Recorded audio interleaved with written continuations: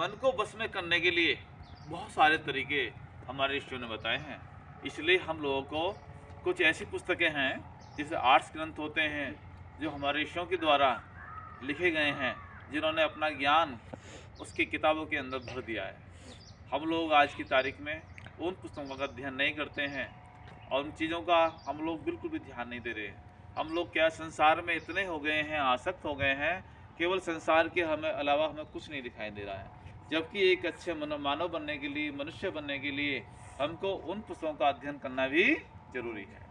अभी हम सभी बच्चों को, सभी लोगों को आज की तारीख में उन अच्छे इंसानों का, उन अच्छे व्यक्तियों का, उन मनुष्यों का, या जो हमारे साधु संत हैं, जो विशेष हैं, जो इस क्रिया को जानते हैं, उनसे संपर्क नहीं हो पाता है, उनसे हमारा मेल मिलाप नहीं हो पाता। हम उनसे बहुत दूर हो गए हैं क्योंकि वो आध्यात्मिक तरफ चलने लगे और हम संसार की तरफ चलने लगे।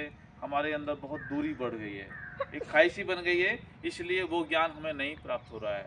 यदि ऋषियों के द्वारा लिखा पुस्तक भी हम पढ़ते, यदि उसका भी हम लोग थोड़ा सा जीवन में अपनाते, तो हम लोग उस रास्ते पर चल सकते हैं। लेकिन हम ऐसा नहीं कर पा रहे हैं। हम लोग आजकल सबके सब सांसारिक मनोरंजन के चक्कर में पड़ गए हैं। मनोरंजन का मतलब ये नहीं है कि हम लोग सब कुछ उल्टा सीधा करें, केवल सांसारिक। मनोरंजन का मतलब ये है कि मन को रंजन करना, मन को बस में करना, लेकिन वो हम भूल गए। हम लोग जो परिभाषा देते हैं आजकल शब्दों की, वो अपने अनुसार देते हैं। जिसमें हमको खेलने कूदने का, मौज मस्ती का मौका मिलता है, उसकी परिभाषा बदल देते हैं, जो कि गलत है।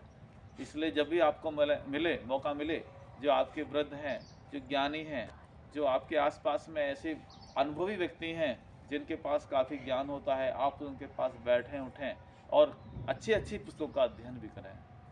ठीक है? ठीक।